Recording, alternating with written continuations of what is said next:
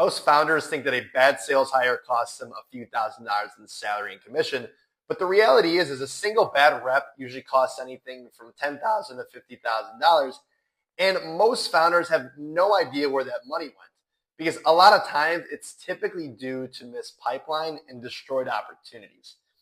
And in 2025, I worked with over 30 companies and tracked exactly what bad hires actually cost them. And it's never just a salary or commission. It's everything that the rep was supposed to do that never got done. So in this video, I'm breaking down the exact hidden costs, what most founders miss, why bad hires actually happen in the first place, and the infrastructure system that prevents you from wasting $50,000 on the wrong hire. And when a bad sales rep fails, most founders just blame the obvious thing and they look at the cost like, oh, we paid a lot on commission or we paid this guy too much in salary. But those are actually the smallest costs. The real damage happens in places that you don't see. Lost pipeline that was building, leads that weren't followed up on, deals that were ready to move forward but lost confidence after one bad call, and prospects who simply disappeared because the rep never built the relationship. And when you actually zoom out and measure it, a single bad rep doesn't just fail to generate revenue. They destroy opportunities that already existed and were sitting right there waiting to be closed. And that's how one bad hire quietly costs a business $10,000 to $50,000 in missed deals that no one ever connects back to the hire. So the entire focus on this, if you're a B2B founder and you've had a bad hire in the last year that costs you both time and money, fill out the type form below in the description. We'll actually sit down and calculate exactly what that hire actually costs you in lost deals, and most importantly, missed pipeline.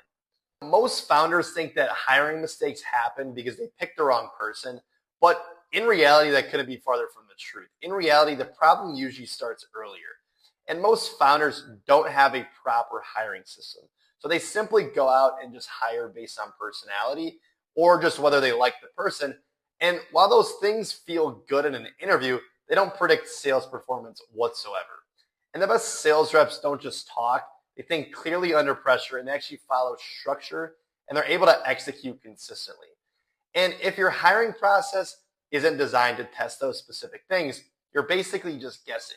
And you're selecting for charisma instead of selecting for the ability to perform under the actual demands of your business. And this is where I see most business owners get wrong, is they're simply just hopping on, maybe a 30-minute interview with a guy and they say, oh, he seems confident, or, oh, I really like his personality. And they hire them and they wonder why majority of the reps just don't stick or don't even perform well. And here's the harder truth that most founders miss is that sometimes you actually hire a good rep and the rep can still fail. And it's not because they're bad, but because the environment is broken. And this is what I always talk about on this channel.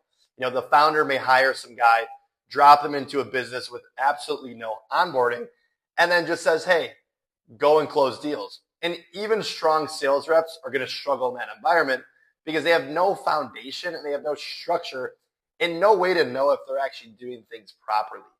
And when they fail, the founder always assumes that the problem was the bad hire, but the real problem was your lack of systems. You hired a good person into a broken business and simply just expected them to figure things out, which is fundamentally unfair to the rep, and it's extremely expensive for you. And this creates a long, very, very long, drawn-out cycle where you're onboarding a rep, he fails after month 2 or even earlier, and then you're just looking for the next rep thinking, oh, all these reps are shit.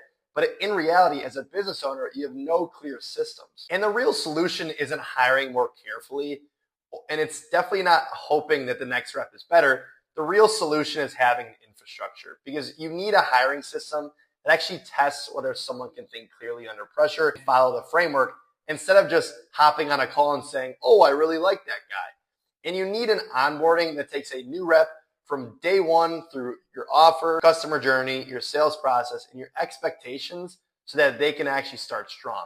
And you need a training cadence so reps are continuously improving instead of plateauing, or even worse, which I see majority of times that I hop in these businesses, is these reps are even declining after they first hopped on. And you need things like call reviews so you can actually see what's happening on calls instead of guessing. And you need performance management so underperforming behavior gets corrected immediately instead of just wasting time. And when those systems actually exist, good reps can succeed very, very fast. And without them, even if you're hiring like a Jordan Belfort, the greatest sales rep, one of the greatest sales reps, in my opinion, these guys are going to struggle. If they don't understand exactly what they're selling, they don't know their expectations, how are they supposed to be able to succeed? If a sales rep doesn't know what numbers they're supposed to hit, how are they supposed to hit them?